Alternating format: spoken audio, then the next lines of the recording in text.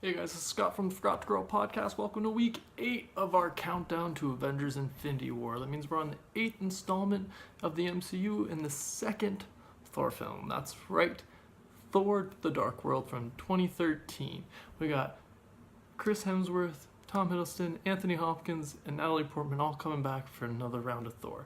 So as you guys know, if you've watched any of these videos before, or if you haven't, I'm just going to break down the movie quickly for you guys and then give you 3 random trivia facts at the end just to kind of give you a refresher for the movie leading up to the big event, Avengers Infinity War in May.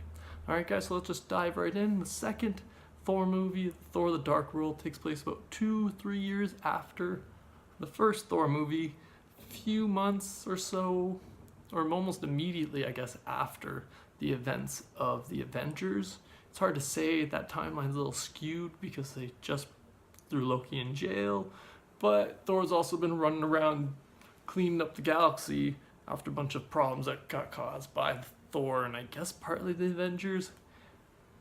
That part wasn't very clear to me, at least. Anyways, the point is, Thor's beating up people, he's beating up bad guys, stopping wars all around the realms, which is the galaxy, I guess. The point is, he's doing stuff, but he misses Jane Foster, who is back on Earth and ends up becoming infected by an Infinity Stone. An Infinity Stone that was hidden away by the Asgardians millennia ago from the Dark Elves, who are the enemies or the villains of this particular movie.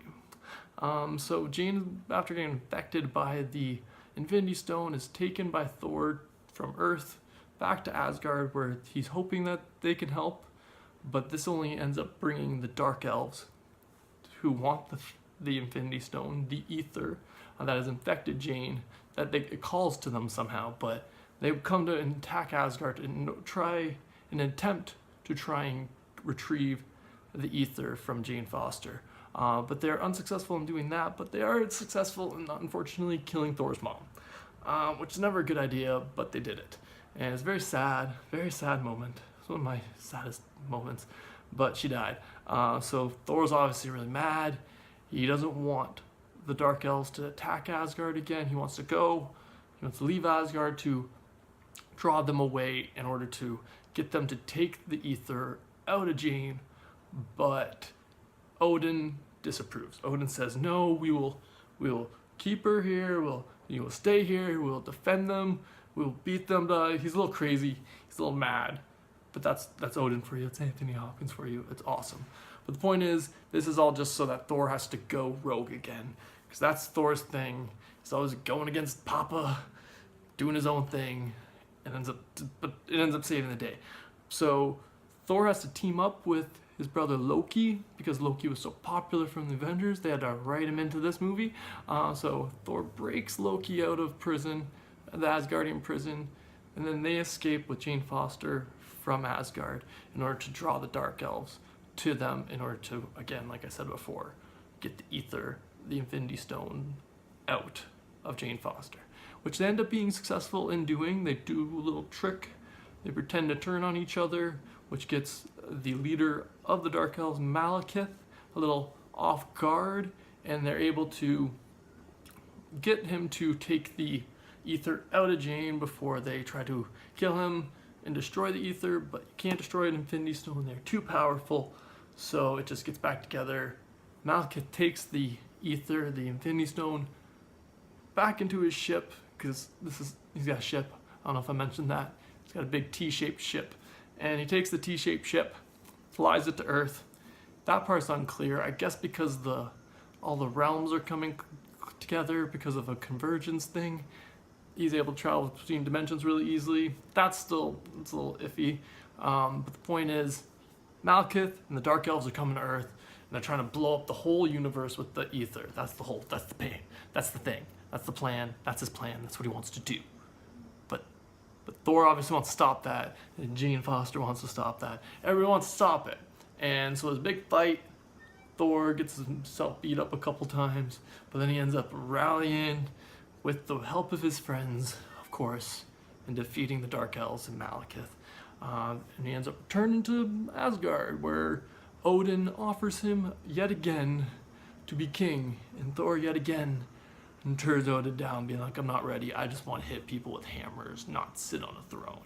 Which I can't blame him, but at the same time, it's good to be king.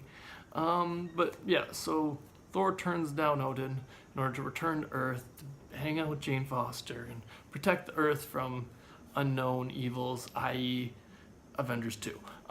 But as Thor leaves, we discover Odin wasn't really Odin, it was Loki, who we thought had died earlier in the film with the fight with the Dark Elves, but that was just Loki being Loki, tricking people, and now he's pretending to be Odin, which we learn more about in the next Thor film, which I'll talk about when we get to that week. But that is the end of that movie, except this movie had 2 post-credit scenes as well that I should let you guys know about. The first of which involves 2 of the Warriors 3 taking the ether after they've retrieved it, and they've taken it to the Collector, which is a character from Guardians of the Galaxy, which is one of the next movies in this countdown, still to be talked about, but the Collector is due to collect things. It's in his name, and the point is, they brought the ether to him because they didn't want to have 2 Infinity Stones on Asgard, so now the Collector has one of the Infinity Stones, which we never really touch on again, but we can talk about that more when we get to Guardians of the Galaxy in a few weeks. But the second post-credit scene, it just involves seeing Thor popping down to Earth, making out with Jane Foster. And that's, like I said before, it's just a lead into why he's on Earth for the events of Avengers 2, which is also a couple weeks down the road we'll be talking about. But that's the whole movie for you guys. It was a little weird, it was a little all over the place. I hope that helped remind you guys about it. I still got 3 trivia facts for you guys just to give you a little something about this movie besides the plot. But yeah, so the first trivia fact I have for you guys is that Natalie Portman had to stand on a box or a ramp during a bunch of the close-up and kissing scenes with Chris Hemsworth because of how big their height difference is. So she had to get a box out, and she had to, because how different. I thought that was funny. I love the idea of a couple Hollywood stars having a Hollywood superstar having to stand in a box to kiss her co-star. It's just, that's funny to me. The second trivia fact I have for you guys, that second post-credit scene I told you about with Thor and Jane Foster making out, that wasn't actually Natalie Portman, apparently. According to Natalie Portman, that was Chris Hemsworth's wife who was in that scene, who appeared in the post-credit scene due to her not being available for reshoots when they decided to make that post-credit scene. So I thought that was pretty interesting that I didn't know. Now I have to go rewatch that one post-credit scene just to see if I can see the CGI where they paste her face over it, or if we just see the back of her head and that's why we don't realize.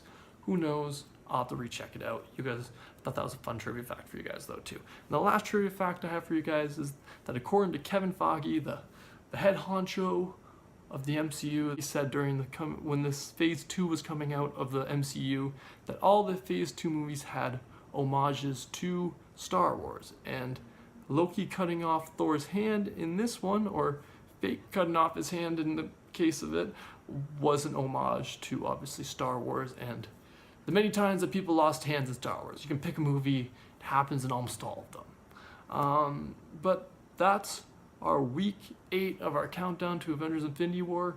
That one was all over the place, made no sense, but I hope you guys enjoyed it nonetheless. Let me know what you guys thought of the second Thor film and how excited you guys are about the upcoming Avengers Infinity War, which we're getting closer and closer to every week. Thanks for sticking with me this week, guys. Have a good one.